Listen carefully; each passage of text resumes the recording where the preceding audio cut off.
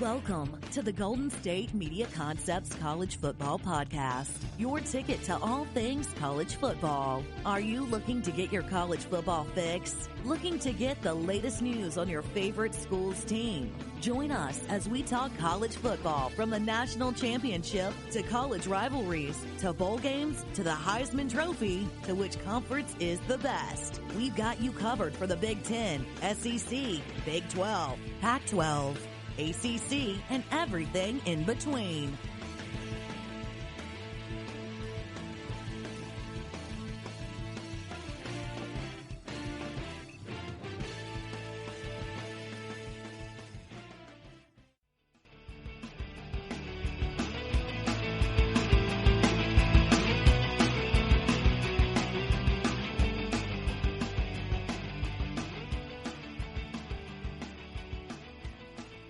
What's good? Ethan Orphe here on the GSMC College Football Podcast on the GSMC Podcast Network.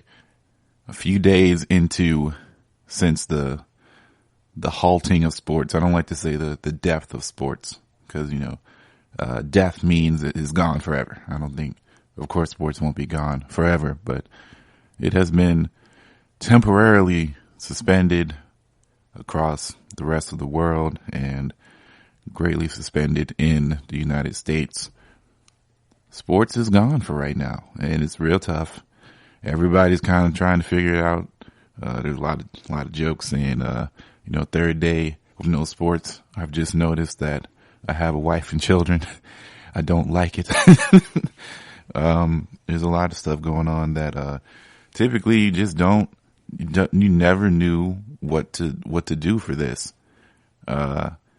Considering this is a college football show, we got to look at how this is impacting, the great collegiate sport of football, and it's still impacting our game, our way of life.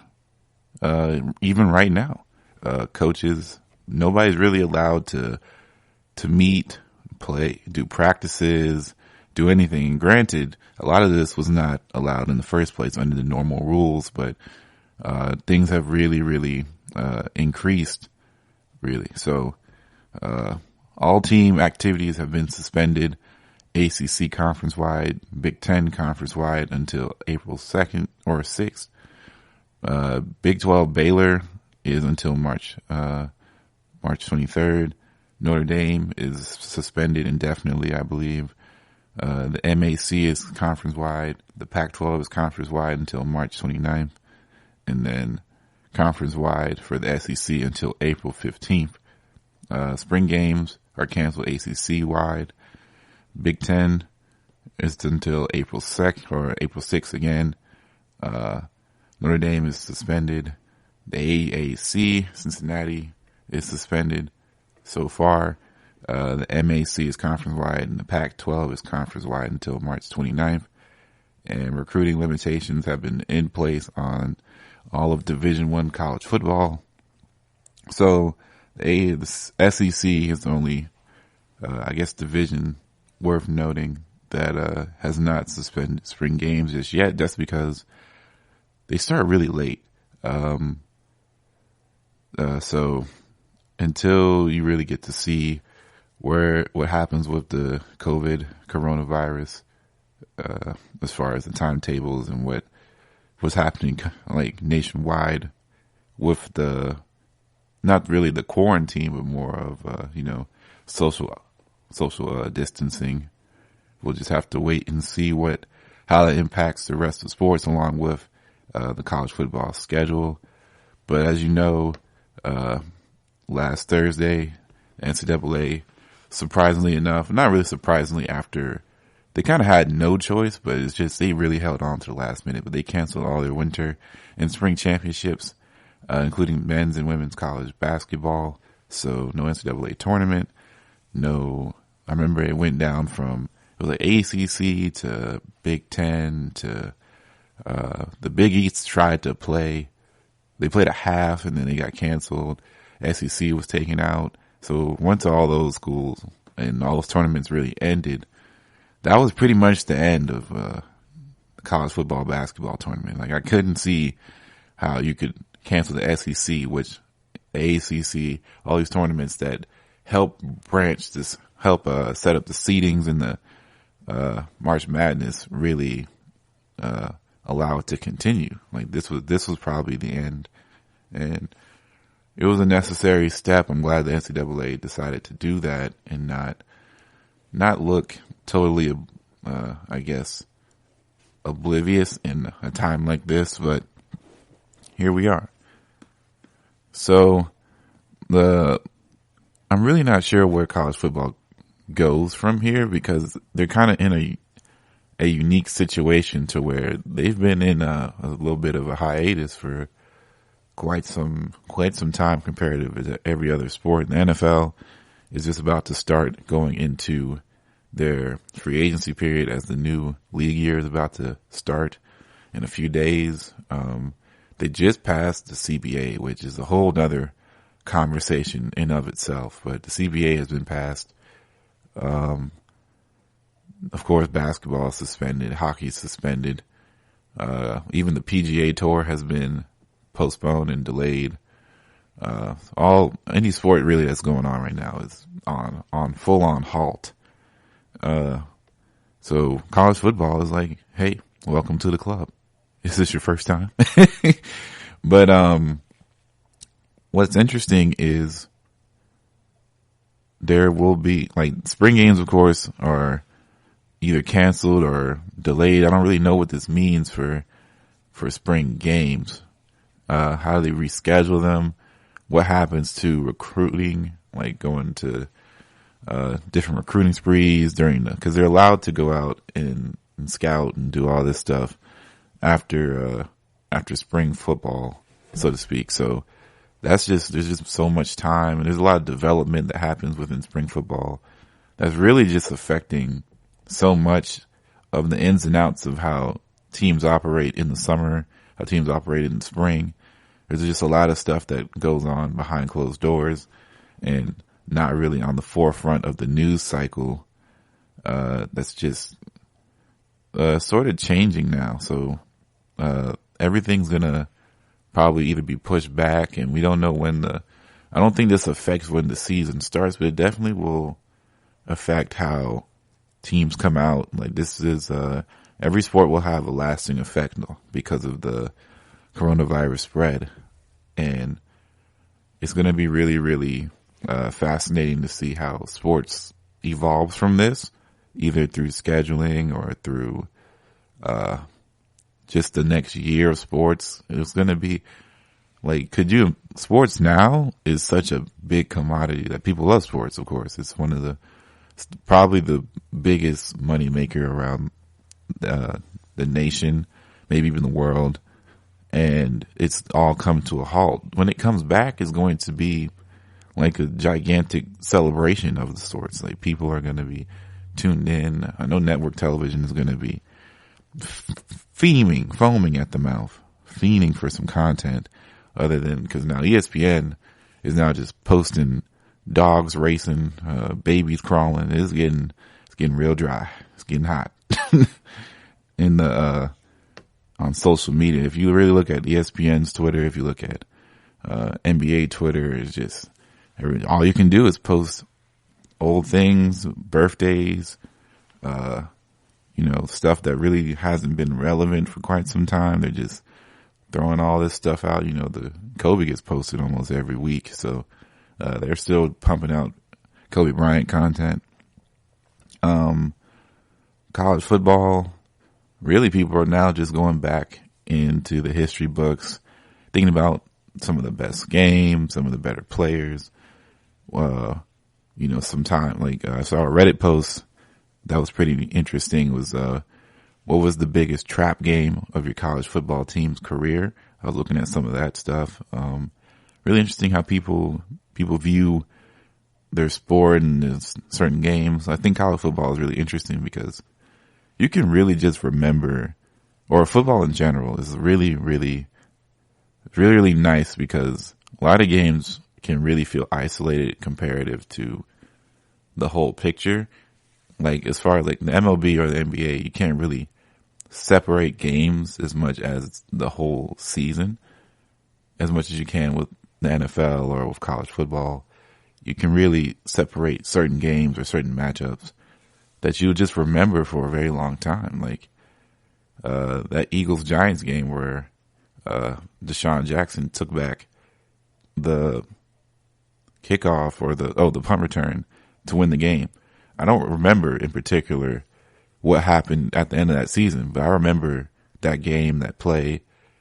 I remember who was it?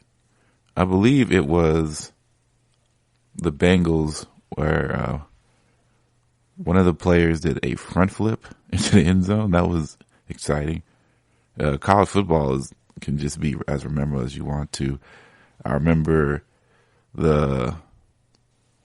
of course, the Alabama-Auburn game. I remember Georgia-LSU back when LSU was going for their national title, before we had the playoff. That was on a Saturday. I remember that game really, really vividly because Georgia really could have done something. I believe that's when they had Aaron Murray. I think that's when they had Aaron Murray. That was an interesting game. And then, of course, you just remember a lot of matchups like Florida, Alabama. You remember, of course, you remember national title games because they're just like one and dones. But I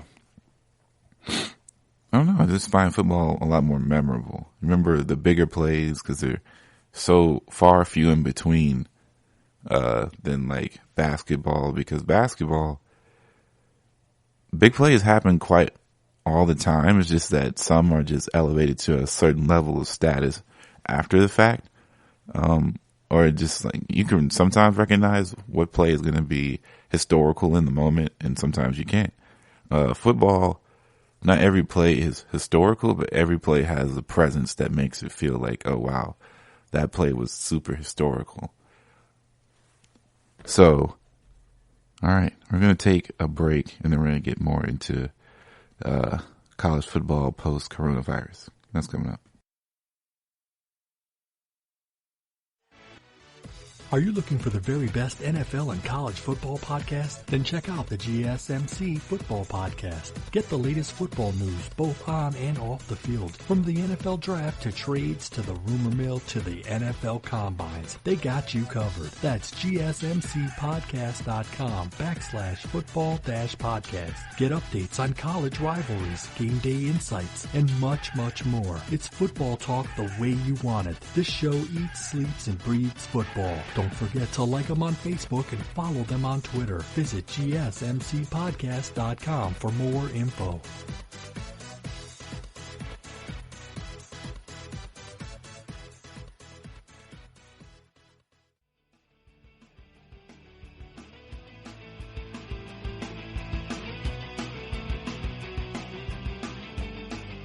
All right, college football fans, the show must go on. Like the great plays, and sometimes you just have to say we do it live, but not really right now. We're in a social distancing moment / self-quarantining. But we must continue to talk about college football. That's one of the great things about podcasts. You can do it by yourself. So I wanted to look at the what's. How are things affected? So what is going to be affected and what's going to happen? So looking at college football in a little bit of a microscope as far as what really is going to transpire. So let's look at it, shall we? Well, first, quickly, we should talk about something that's really interesting to me, at least about the NCAA and how it relates to college basketball real quick, is that when all these tournaments are canceled, a lot of people believe are really, really upset, not because it shouldn't have been canceled, but more so there's some seniors who were not going to make it to the NBA. We're not going to go, or maybe they go to international, but the NBA is really hard to be involved in, right? It's hard to be drafted. It's hard to be undrafted and get picked up by a team. But essentially these games and the tournament and stuff are super big for seniors because this was their last time to be seen on television, maybe the last time to play the game they love to play and they've played for their whole life at this point. So when the Ivy League canceled the remainder of its spring sports earlier this week, the immediate reaction was that the seniors in those sports should be granted an extra year of eligibility. Being the Ivy League, a lot of them may not have a decision between another season like this. So elsewhere it's more complicated. If spring semester seniors are allowed another year eligibility, that means someone has to pay for the scholarships, and then that means rosters could be like 20-person basketball rosters plus, and someone has to pay for all that room, board, tuition, and attendance for all those 5th and even 6th-year seniors. To be honest, though, that's NCAA has the money, so to speak. They may have to adjust the rules, and that's what we're noticing a lot around this whole the conversation around coronavirus, that rules can be adjusted at any point in time they want to if the circumstances are relevant or the circumstances are met to where rules need to be changed. Take that however as you will, but things can be changed quite quickly. There's also some Title IX considerations. So if men's basketball teams get 5 seniors back and women don't get anything, it might be a gender equity issue. And think about a sport like baseball with no full scholarships. That'll be asking players and their families to foot a large part of tuition for unexpected additional year. Then again, maybe nothing happens and those seniors' careers are done. You never know. What about the transfer portal? So here we are, football, transfer portal. The assumption is that transfer portal remains wide open. In normal times, the next reckoning in that space would have been the end of spring practice. Players lose out on position battles and would have had been a choice to make now. Some of those choices, like the games themselves, are on hold, but transfers have to assimilate, move, meet their teammates, and more importantly, enroll and attend summer school. Will there even be summer school this year? That's coming from NCAA football. CBS. Recruiting, we just recently talked about it, but recruiting is going to be on hold because, however, April 15th through May 31st, assistant coaches fan out across the country in the heart of the recruiting process. Spring is a big evaluation period for a lot of teams, so a lot of guys, like it's big changes to come. You can't evaluate your players. You can't see position battles. You can't see starting job battles. Who's improving this, that, and the third. Of course, the spring games on campus are real big for, of course, alumni and students who are really into the teams. There's a lot of changes. So the SEC, Big Ten, Big 12, ACC have suspended all on-campus and off-campus recruiting for the time being. Most likely, the upcoming evaluation period will be pushed back. And there's already speculation that December's early signing period will be eliminated in year 4 of its existence to allow recruits more time to decide. So that's a big difference, a big change. Big things are on the way. Spring practice, of course, this just means that, a lot of spring games are largely glorified scrimmages, but I love spring games. I think it's good to watch and it's content. So it's a big deal to me. Michigan and Ohio State have canceled their spring games.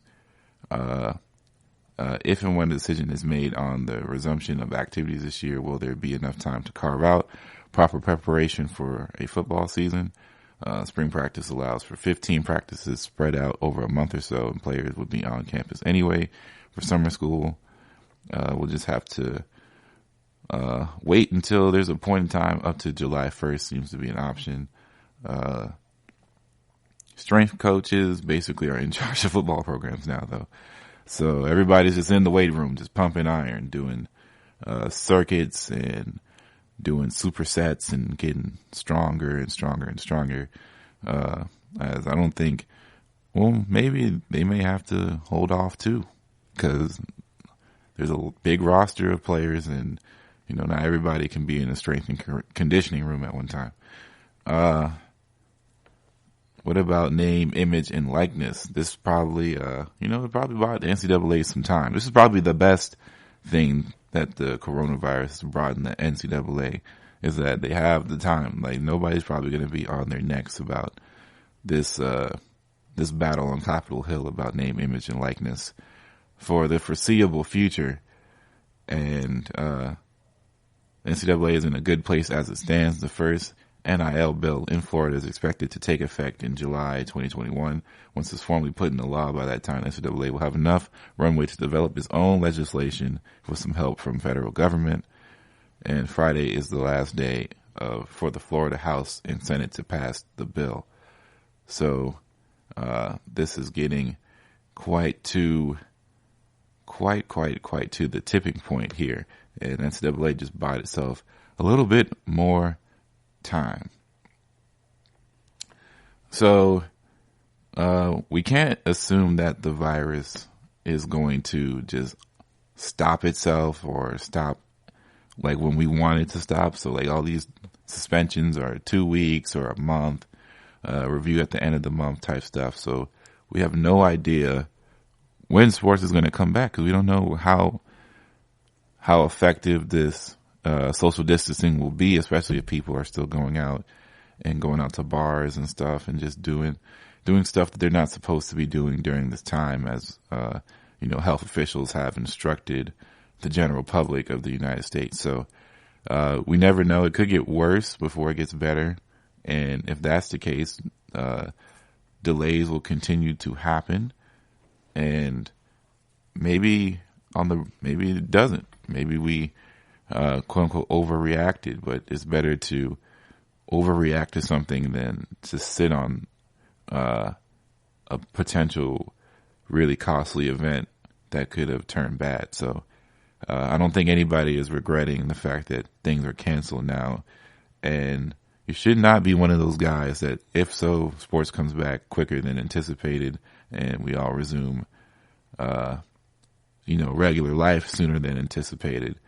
That's because we did what we did, and it's not because we made the wrong decision or we overreacted, because people are still contracting coronavirus. People are either still walking around with it and don't know because they can't get tested, and testing is not widely available in the first place. So, just cool it out. Just wait it out the time. We don't know what will happen when sports will come back, or when anything will resume back to any semblance of normal. So we'll just figure it out as time goes on.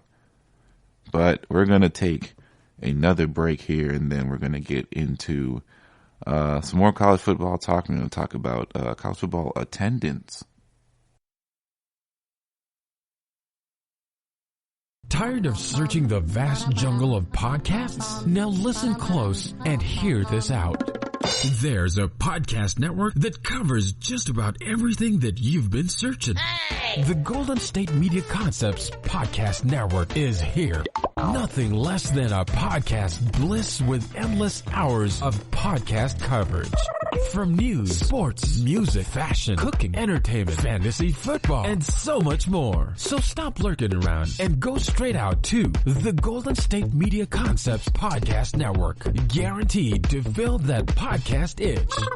Whatever it may be. Visit us at www.gsmcpodcast.com. Follow us on Facebook and Twitter, and download us on iTunes, SoundCloud, and Google Play.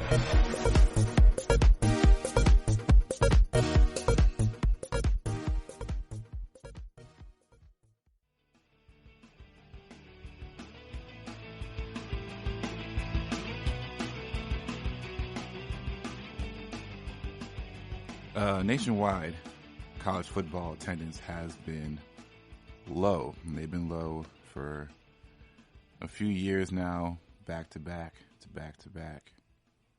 What's happening? People aren't going to game. People aren't paying for the seats. It's getting out of hand. In the past decade, the sports media landscape has evolved at a really big pace, and highlights push a lot of things going on. So if you look at ESPN, look at SEC Network, you look at ACC, look at the Big 12, the Pac-12, the Big 10, all these they have their own networks, they have their own television stations, own dedicated TV networks that showcase all their games.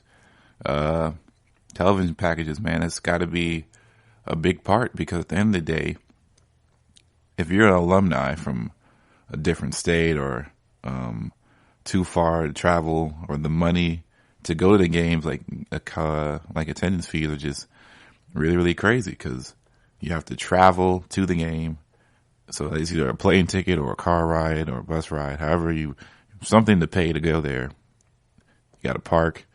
Parking is, sometimes there's paid parking, sometimes there's alumni parking, but you have to you have to see what it is for, depending on the university. Then there's, it's really like an event that you have to do and really be dedicated to going. So it's not just, you're going to your local game or you're going to your local sporting event anymore. It's, that's why college football seems so ritualistic and so traditional as a sporting commodity, because you have to do things. You have to really fully commit to being a college football fan sometimes, especially if you want to go to games and, be a real supporter of your team up close and personal. But the money does pile up. Seats aren't cheap. Stadium food is not cheap. The outside life outside the stadium, once things are done and dialed down, are not cheap. Money is to be made, and NCAA is the king at making money. So how do these guys supplement this? They still want to watch their team play, but they're not on the networks, or they're not on cable television. Well, they pay for the packages. So if somebody's from Mississippi State, but they live in, Colorado, then they still want to watch Mississippi State games. They're paying for that network. They're paying for the SEC network. They're coughing up that money. And the total would probably still be under one ticket to a game. So they get to sit home on Saturdays, watch all the SEC. They probably have multiple packages, or they watch the cable along with. So they're watching tenfold as much college football as they would just going to an actual game. And, the experiences are different, but television packages and just the way we talk about sports and the way we use sports and in media as just a constant content driver, and the way we televise it and cover sports has just changed dramatically to where watching at home is just very comfortable. It's very nice, and some people may have never been to a game before, but they've watched television for their whole life, and the first time they go to a game, it's different. They don't get the commentary, they don't get the cuts, they don't get the close-ups. It's a different experience, and some people rather prefer watching television than going to the games. From 2018 to 2019, cumulative attendance for all 14 teams in the SEC has dropped 1.7 percentage points, and it's the SEC's lowest average attendance since 2000. The conference is still better than the ACC, Big 10, Big 12, Pac-12, and overall conference attendance exceeding runner-up is Big 10 by a few thousand fans per game. And, that's kind of be expected, because college football is so big in the Southeast. It might be bigger than the NFL. As far as, actually, it might be. There's generally more buzz about SEC football typically than Atlanta Falcons stuff, especially if they're not playing well. Or the only team, honestly, in the South that I think has a maybe a more kind of cultish following, maybe the Saints. I think that's as close as it gets to the SEC as far as an NFL product, just because New Orleans is literally the Saints or nothing there, and there's just so many surrounding states without NFL teams that a lot of them end up being Saints fans or maybe Houston fans. So that's generally what happens is, now, but for college football, there's Tulane, for New Orleans at least, there's Tulane, there's, Lafayette, there's LSU. There's just a lot of college football teams, and granted, LSU is in the SEC, but there's a lot of SEC teams, and a lot of states have their way in there. So there's just a lot more fans per capita, I would assume. And it's just, football is so big in the Southeast. Like, kids start playing it at age 2 and 3, or really just 3, not 2, but like 3 and 4. People are putting in helmets or doing no contact leagues and flag football, and football is just a big Southeast pastime. How do the other 4 conferences change? Only one Power 5 conference saw increase in attendance. The Big 12 increased by 0.1 and came in at 3rd in total attendance behind SEC and the Big 10. The Big 10 regressed half a percentage from 2018 to 2019, and it's been the lowest since 1993. The ACC dropped 1.2% over the span, and it was the conference most dismal attendance record in 20 years, and the Pac-12 rides the back of the Power 5, dipping 0.8 in fan presence to achieve its lowest mark since 1978. So, there's a lot of stuff that factor in, like early kickoffs. So like the SEC West, those early kickoffs are at 9 or 11 a.m. People don't want to watch football that early, or they want to get their day started. A lot of people talk about getting up and wanting to do things before college football. Some people want to prepare for college football. I'm a big proponent of the fact that a lot of people enjoy tailgating so much with their friends that going into the game is not even the same experience. People would rather tailgate the whole time, and that's understandable. You get to be with your friends and people who can't afford to go into the games or don't want to go into the games, but they want to eat good food. They want to not have to pay as much for good food and beer and other alcohol, and just kick it with the homies, so to speak. So tailgating has been a big proponent in college football for years, and now it's just getting bigger and bigger because you don't have to wait for network television. You can get the package. Everybody's just tailgating, or people are at home grilling out, people at home having college football watch parties every week or so, which is like a fever dream. I wish we could have a college football party every week. That would just be, just rotate it out. Just you do it at your house. I do it at mine one week. We do it at Billy Bob's the other week, and we just keep rotating that out for the rest of the season. That would be phenomenal. I got to find a good group of college football fan friends first, I suppose. But that's the fever dream. And even then, even me, I would rather do that than cough up $500, $450 for tickets to an SEC game, maybe twice a year, or maybe like every other occasion. But to be honest, it's just a lot that gets involved with going to games. And, lowering ticket prices, lowering, prices of the concessions, free parking, or, maybe even giving students more games per tickets. Students usually get tickets for, a number of games that they can go to. And then once they're out, they're out. They can't go free anymore. They'd have to pay. Maybe make students be able to go at any time, fill out the stands. Granted, you won't be making money from the students if they're going in for free. However, if you start selling alcohol, you start selling more interesting concessions, and you really, really bump up the presence of being in the stadium, the perks and all of that, then you might make your money back. But it's been lackluster, and not much has been seen so far on that front. But we're going to take another break, and then we're going to get into some strength and conditioning coaching news.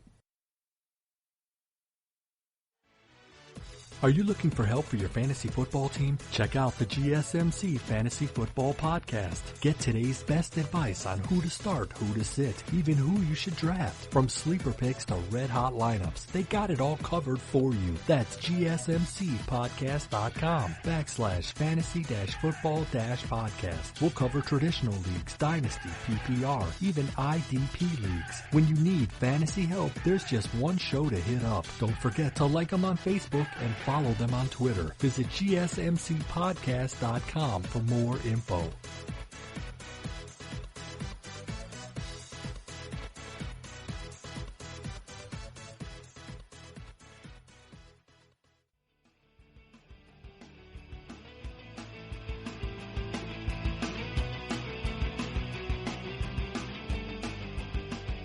So, have you ever heard of any more unprecedented events than a strength and conditioning coach, one of the most well-known, well-respected, highest paid strength and conditioning coaches in college football, essentially taking a pay cut and going to kind of unmarked territory as far as becoming a assistant coach? So we have Scott Cochran's move from strength coach to on-field assistant. So, years ago, as coach of Tennessee, Phil Farmer presented Tom Moffitt with a proposition: remain the Vols' assistant head strength coach or join Fulmer's staff as an on-field assistant. And Moffitt didn't need long to deliberate. He said no. And now in his 20th year as LSU's strength coach, all he could think about his entire life is being a strength coach. That's to say that strength coaches around the football world who work within the strength training world are extremely shocked, because typically they have a passion for getting athletes in shape and molding players to their best physical peaks, and not necessarily coaching them on the field. So when news that Cochran decided to go to Georgia and become an assistant on-the-field coach, the world is shocked, or the weight-claiming world is shocked. They reacted, saying it's kind of unprecedented, and one of the country's highest paid and highly respected strength coaches leaving his job is just something that you don't really see ever.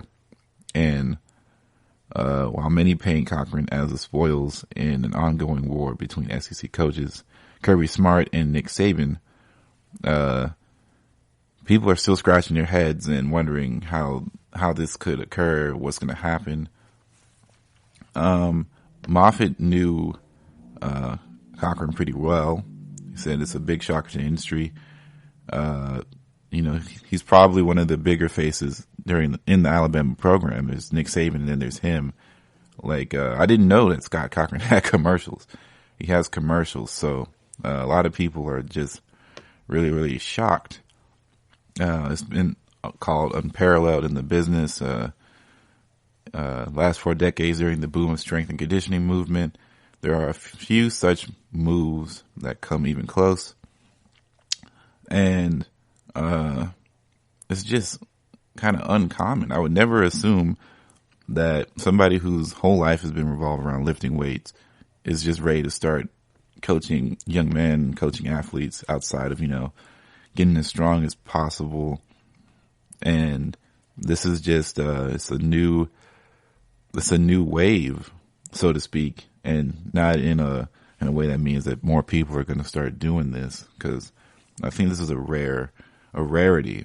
You only get so many of these guys who, been around a certain industry for long, and kind of by name and just ability to succeed at the highest of levels, do you ever get a chance to see somebody try and do something else in a different field, so to speak, and try to be competent in that as well? Like when you see owners who are really big businessmen and they succeed on the business side, and then they go and they buy a NFL team or an NBA team or MLB, they get stock, or they buy a portion of the team. All of a sudden, they're trying to wage war within all these other owners and prove that, not only am I an excellent business owner and businessman or negotiator, but I can be good at this too. Like I can outthink you. I'm better than you. It's like a real competitive spirit. And I'm not sure that this is the same thing, but it's the confidence when you're at your best at a certain thing, at a certain level, but you can bring that intensity of being good at something or trying to win and work ethic and things like that. That definitely has to come into an account at some point, to where sometimes people's skills aren't necessarily being good at this, the specific job or occupation that they're at, but it's the fact that they're just so hard working and like they don't give up and they find solutions. Some people have universal, drives and skills that can push them over the edge better than any other skill you could think of. So with this strength and conditioning coach news moving into the on field, I can only hope for the best for him. I hope it works out. It's never been done really before. So this is why everybody's kind of shocked that what is he going to be coaching? Who is he going to be coaching? What's really going to happen? While on the field, coaches are often responsible for teaching scheme, instructing technique, and game planning.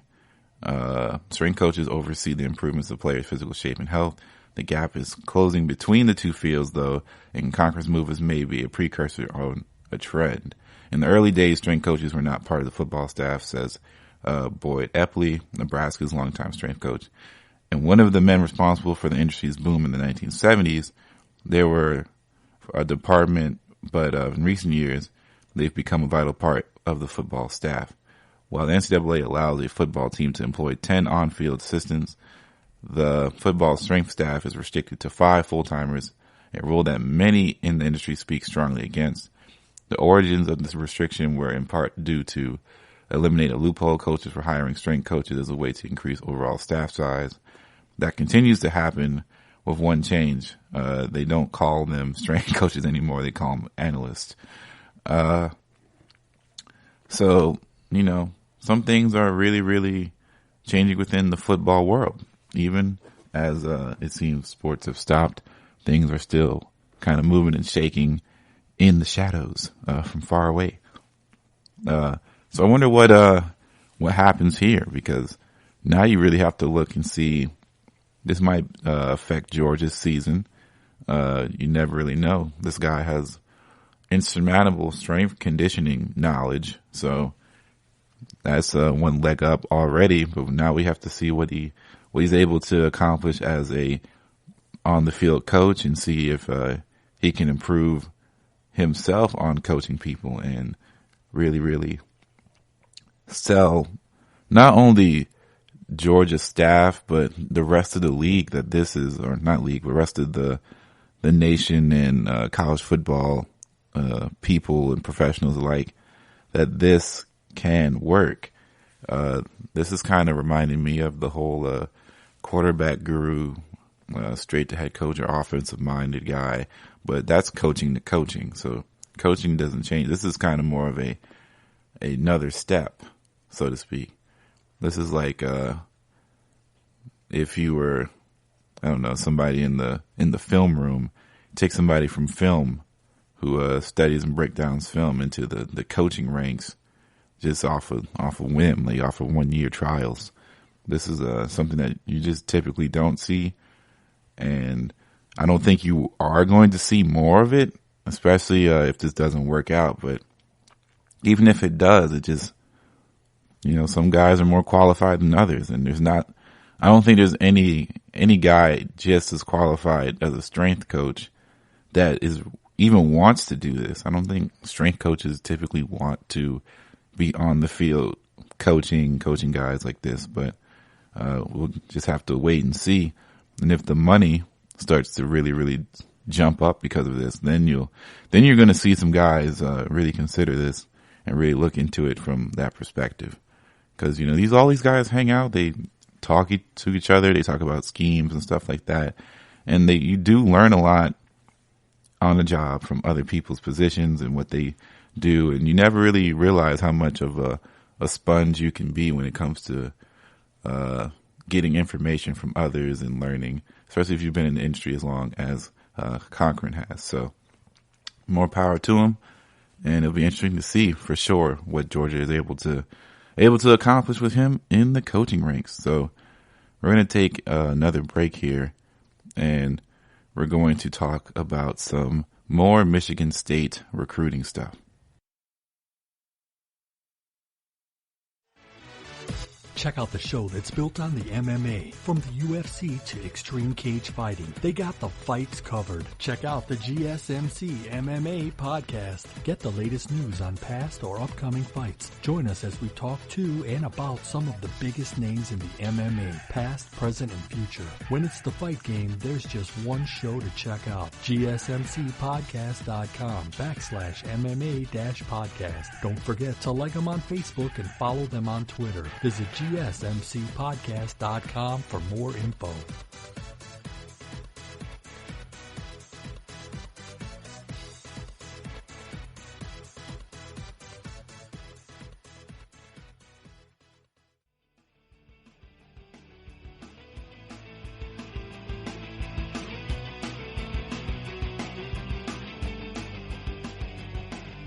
So, the whole Michigan State thing going on with the new coach and then the old coach basically stepping away due to some claims on recruiting and all that. So D'Antonio retired from the school February 4th, and he was replaced by Colorado head coach Mel Tucker. Speaking of which, same Colorado head coach that went 5-7 in 1 year, and now he gets to coach one of the most infamous schools in college football ever. So, ex-Michigan State recruiting director Curtis Blackwell claims D'Antonio recorded opposing practices. So, here we go. We're getting real deep in here now. Getting some Belichick-y stuff going on. Getting some Patriots-esque stuff, It's getting hot. So, former Michigan State football recruiting director Curtis Blackwell filed a lawsuit this week against former Spartans head coach Mark D'Antonio, alleging, among other things, that he was fired because he is black and that D'Antonio illegally and secretly taped practices of an opposing team. Blackwell, who is already suing D'Antonio and other school officials in federal court, filed a new lawsuit in Wayne County Circuit Court on Monday night. If plaintiff was Caucasian rather than African American, he would not have been suspended and or terminated and not had his contract renewed by these defendants. Blackwell's lawyers wrote, according to the Detroit Free Press, looking for an unspecified monetary judgment. Blackwell is suing D'Antonio for breach of contract and violations of Michigan's Elliott Larson Civil Rights Act, a law established prohibiting racial discrimination.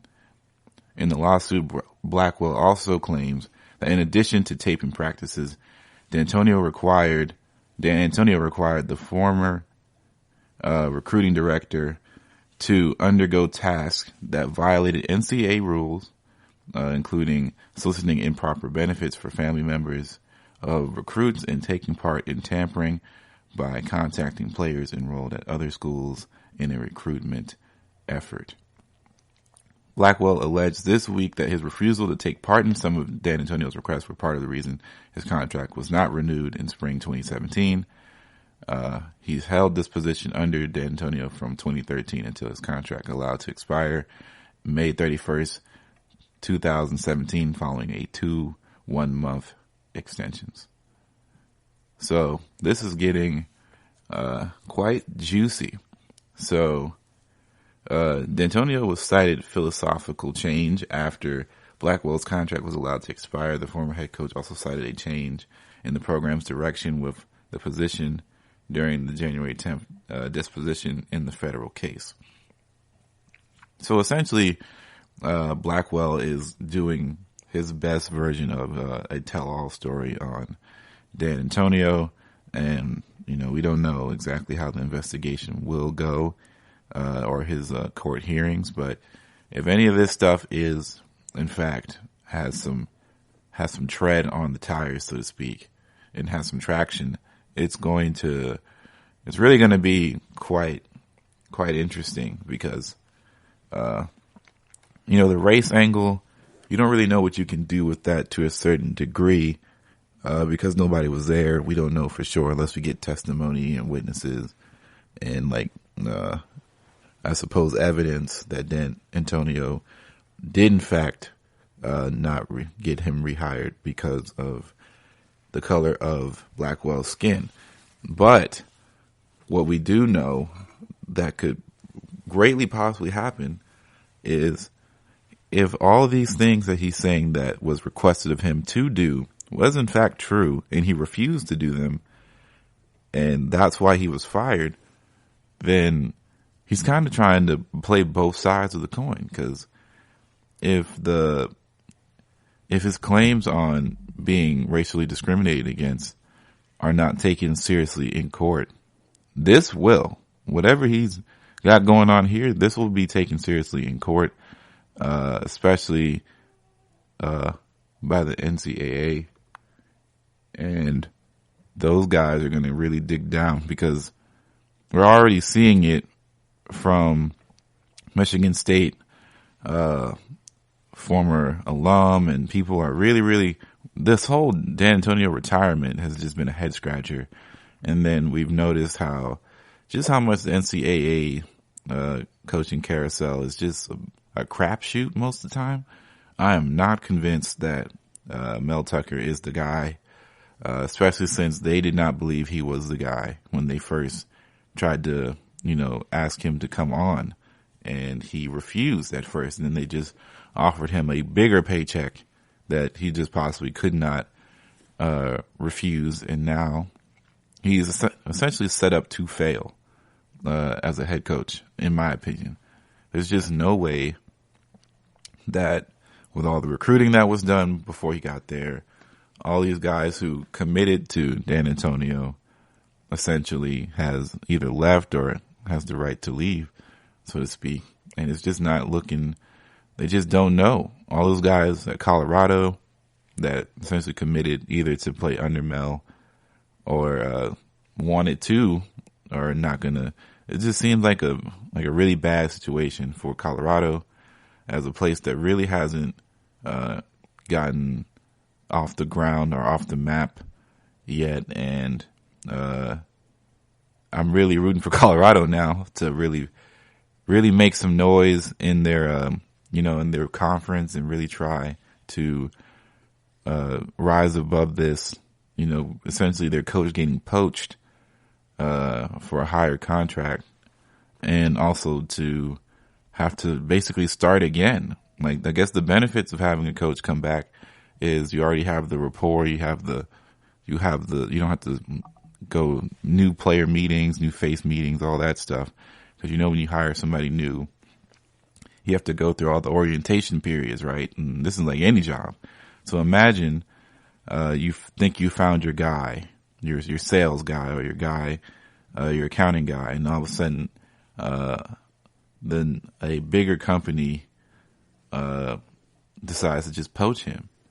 And it wasn't like your accounting guy was all that great, so to speak, and he was kind of still figuring stuff out, but they offered him the bigger contract, and like human nature, we're going to take what's best for us.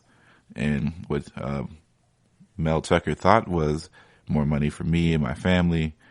And this is if things go well, I get to coach one of the bigger Power 5 schools in the nation. How could I turn this down, right?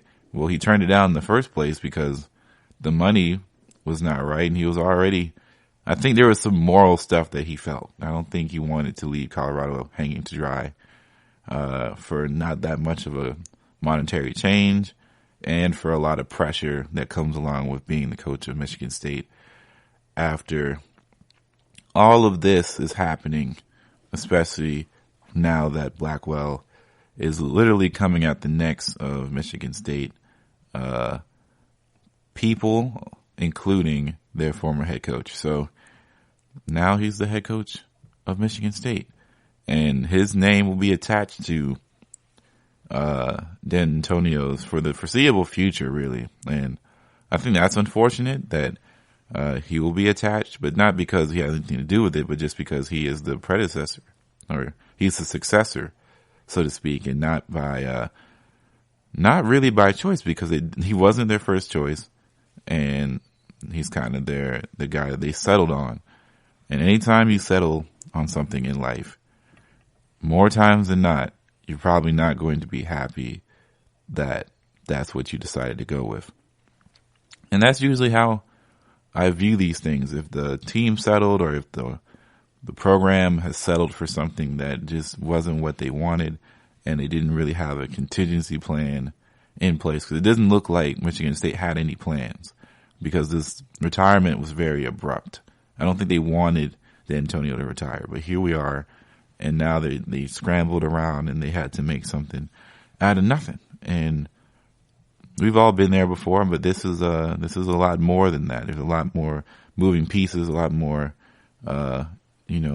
pieces to the puzzle here. So as the story continues to update and develop, we'll just have to keep looking onward to see what happens with Michigan State.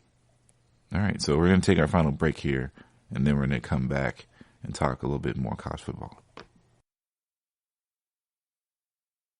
This is your ultimate stop for everything sports. The Golden State Media Concepts Sports Podcast. Should I say more? From the NFL, MLB, the NBA to MMA, it's all in here. The Golden State Media Concepts Sports Podcast. Listen now.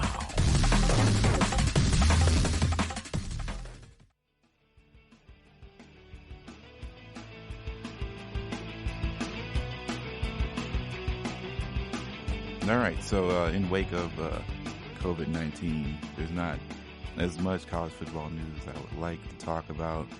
And, sometimes you have to create some content. And I think I'm going to start calling these segments because, if you listen to me, I enjoy talking about food. Food is I'm a foodie, I'm a food guy, I like food.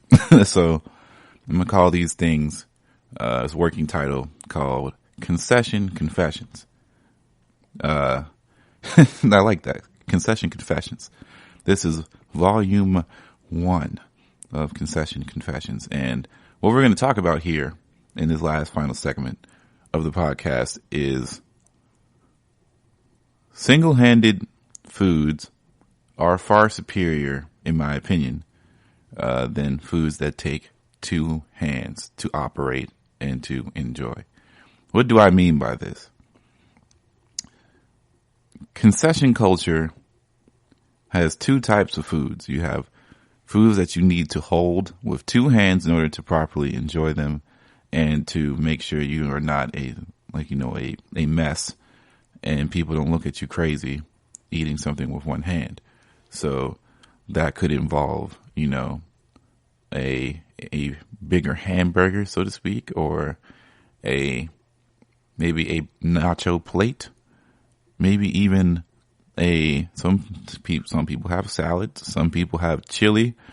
You got to hold that with 2 hands. Anything that operates on a 2-hand level is really tough because a lot of people get combos, and of course you can put stuff in seating arrangements. But I'll be completely honest: ballpark food, anything that's going to take 2 hands to eat, in my opinion, may just not be worth it, because most times if you're really excited, you're standing up, so you have to hold it while standing, and then you have to make sure, because it's going to be 2 top heavy, like if you got like a big old plate of like one of those specialty nachos for one, you paid like $16 for it.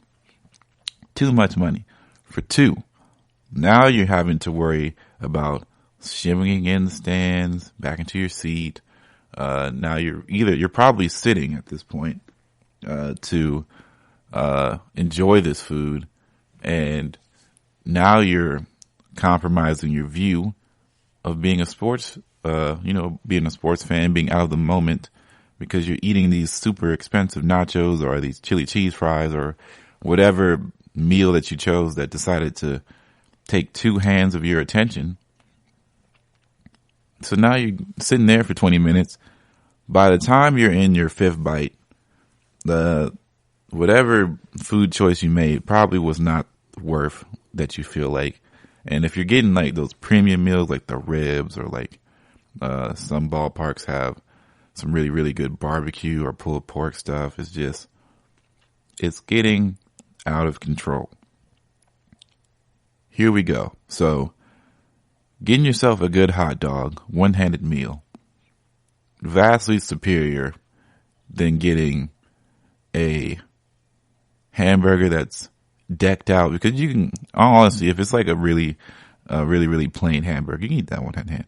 You can eat that with one hand.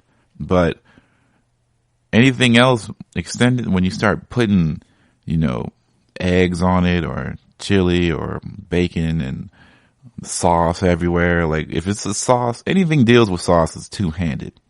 Don't let anybody fool you. Anything with sauce is a two-handed meal, and it's going to get messy. You're going to want two hands to make sure that college shirt of your favorite team on it does not get ruined indefinitely for the rest of the evening, and you can talk to the girl next to you that you have no chance of getting her number, but you both are sitting in a nice seat, and sometimes you have to shoot your shot. You miss every shot you do not take. Anyway, corn dogs, hot dogs, maybe candy, depending on what it is. Some candy you can be one-handed, where you pour it in one hand and then you just keep popping them up. Peanuts, not a two-handed gig, so to speak. You can just pop them in and keep it pushing. You don't have to commit to peanuts. You don't have to sit here and be like, oh man, I got to make sure that this doesn't spill over every 5 seconds. You can wrap that peanut bag up, put it away. Same with popcorn. Don't have to commit. Any food that you don't have to commit to two-handedly at 80% capacity is a good call. Because you know why? The other hand that's free, beverage hand, phone hand, push myself out of this really, really inclined seat hand. There's just so many benefits to having one free hand during a sporting event. Somebody's trying to shimmy up. If you're holding something with two hands, and you're probably going to have to push it towards you in your chest, boom, messy shirt. Free hand, oh man, let me just guide my way away from this guy whose elbows are stronger than Kendrick Perkins in 2012. How about that? Boom. Free hand just protected you, your chest, and if you're smooth like that, you can shimmy it in front of your lady friend that you're trying to impress. Boom. Already 3 birds with one free hand. Next. Let's just keep this in mind here. It's just not worth the time and effort to go sit there and buy these super expensive two-handed meals at ballparks, unless, of course, they are signature. But everything is signature when it costs $18 because it's a premium price. They're going to market it as something that you don't want to miss, right? Can't miss this triple stacked nacho sampler that has 3 different types of meat and jalapenos and this super, super tangy barbecue sauce that You know, you can find it at the store, but they say it's signature. Can't miss that. Gotta have that. So everybody's going to be in that line. Everybody's going to be in the signature barbecue line. Everybody's going to be in the Tex-Mex line. You're going to miss most of your game unless you're watching baseball.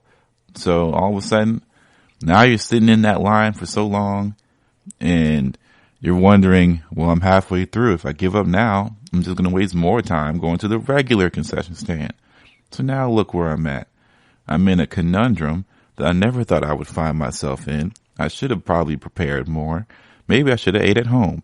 Or if I knew ahead of time that I was going to want 2 Bud Lights and something to snack on, maybe I should have just been more considerate of my time needs rather than trying to get it in at the beer line. And now I'm feeling a little bit juiced up and I did not properly prepare. Or maybe you need to start planning ahead. Go to the concessions before halftime. Because most places now, if they're like big stadiums, they'll have TVs within the waiting lines and the arenas. So you'll hear, see, and pretty much be aware of what's going on in the game. Unless it's like basketball, because basketball is an up and down sport. Everything is just super fast paced. With football, there's stoppages in play pretty often. Baseball doesn't matter. You'll hear it for sure if something big happens and they'll show it up on the screen. That's just what it is. Two-handed stuff, it's just not worth. Stick to the one hands. Hot dogs, corn dogs, popcorn, pretzels, one-handed. Unless you put all that sauce on it, then you're dealing with some issues. And you're going to have to get real crafty. But one-handed stuff, that's what I'm about. So that'll be it for the GSMC College Football Podcast. Thank you all for keeping it real with me here near the tail end of the podcast. Thank you all for listening. Don't forget to rate and review us on whatever platform you do choose to embark on this auditory journey with me. And please don't forget to follow us on our social medias. That's our Facebook, our Instagram, and our Twitter. Thank you and keep rocking with us. We have some more podcasts coming out later on this week and for the foreseeable future. It's been Ethan Orfe, rocking with you. Peace out. You've been listening to the Golden State Media Concepts College Football Podcast, part of the GSMC Podcast Network. You can find this show and others like it at www.gsmcpodcast.com. Download our podcasts on iTunes, Stitcher, SoundCloud, Google Play, or anywhere you find podcasts. Just type in GSMC to find all of our shows from the GSMC Podcast Network. From football to basketball, baseball to MMA, and even soccer. You can also follow us on Twitter and Facebook. Thank you, and we hope you have enjoyed today's episode of the Golden State Media Concepts College Football Podcast.